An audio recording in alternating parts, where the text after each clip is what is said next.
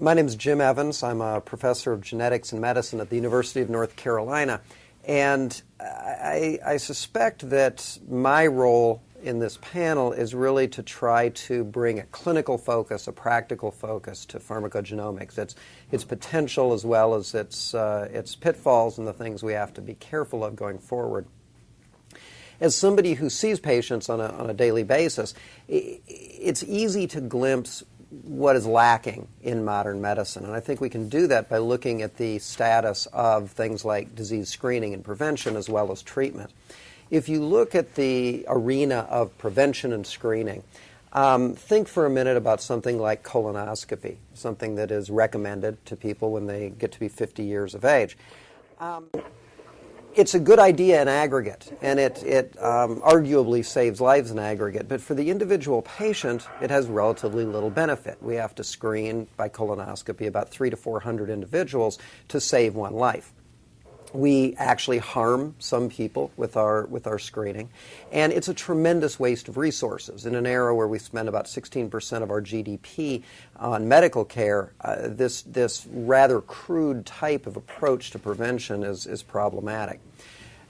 Obviously, the promise with genetically guided screening is that we could identify those who are at increased susceptibility, identify those who are at decreased susceptibility, and engage in early detection appropriately and more rationally use our resources.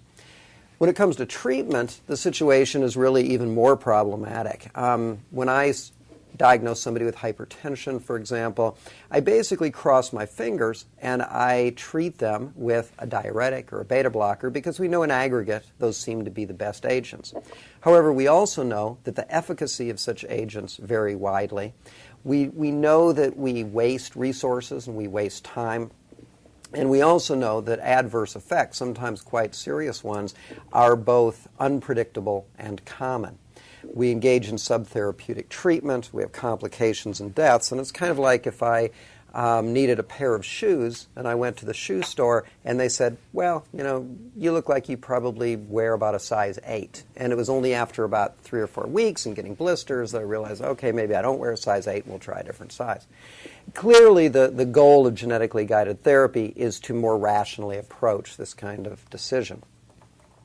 But I think it's worthwhile to ask what situations pharmacogenomics will be most applicable to. Because I think it's fair to say that it won't be applicable to all drugs, and not all drugs are good candidates for the application of pharmacogenomic types of strategies. Basically, great drugs don't need pharmacogenomic guidance. Drugs that are safe, that are effective, that don't have a lot of inter-individual variation, are not going to need a test to tell us when to use it and how to use it. However, the reason we're all here is that we have very few great drugs in medicine.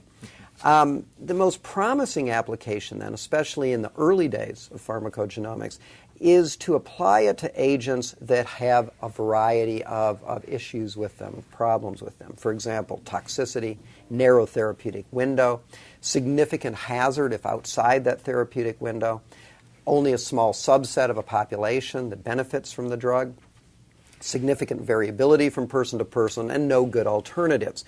You think about that, for example, I had a cold recently. I doubt we're going to be using pharmacogenomics anytime soon to guide our treatment with Sudafed, right? Because it's just a cold. And if I take a little extra Sudafed or a little too little Sudafed, it's actually no big deal.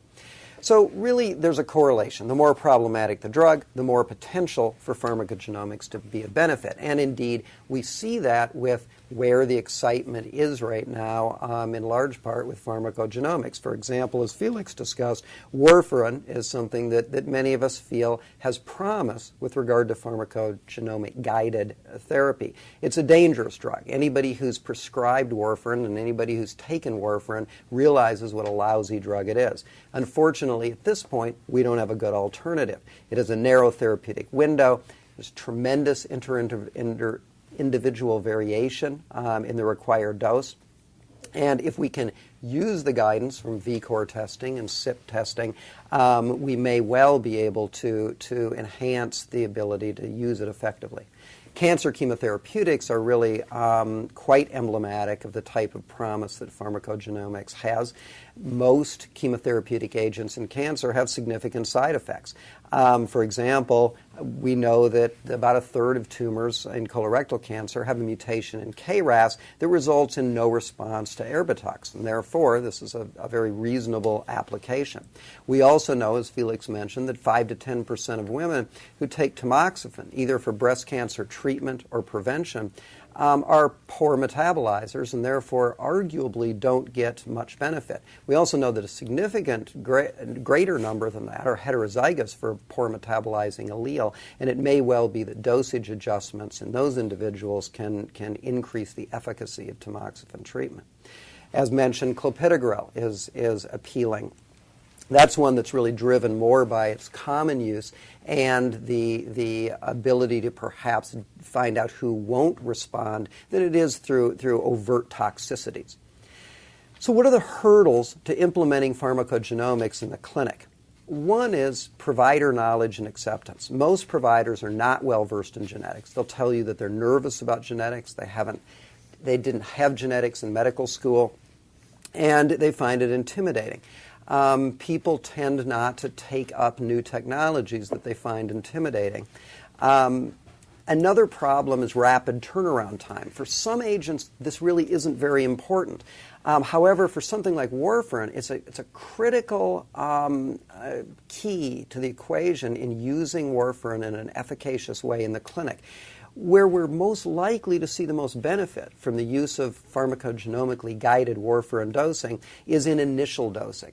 When a patient comes in with a DVT or a PE and needs to be placed on warfarin, that's usually done pretty quickly. So we need to have mechanisms by which an individual can be identified, genotyped, and their dose adjusted within, we think, probably 1 or 2 doses, that is, or 1 or 2 days.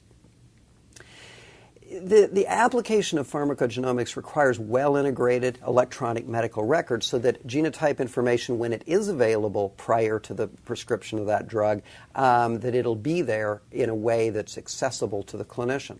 Payment issues are of significant concern for pharmacogenomics. These tests aren't free.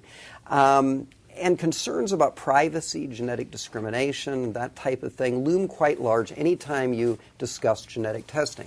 Arguably, pharmacogenomics is not as significant in that realm as some other types of genetic testing, but nevertheless, these are things that arise every time you talk about it with patients. To overcome these hurdles, we need provider education. We need to demystify genetics to providers so that they aren't intimidated by it and so that they understand it. One very promising approach is the use of just-in-time technologies for alerting providers to when a pharmacogenomic test might be appropriate. That is, they order a particular agent for a patient in their electronic system, and an alert comes up that says, you need to order this test in order to guide therapy. Arguably, that type of approach will reduce the amount of didactic teaching and, more importantly, absorption and retention that's necessary. I've heard it said that doctors can't be trained, and I think that's close to the truth. So we also need close collaboration between laboratorians and clinicians. Which tests to roll out, how to roll them out, how to best implement them. We need dialogue with third-party payers, such as CMS, that oftentimes sets the stage for reimbursement. And ultimately, we need demonstration of clinical utility. And that's a major point that I want to finish up with.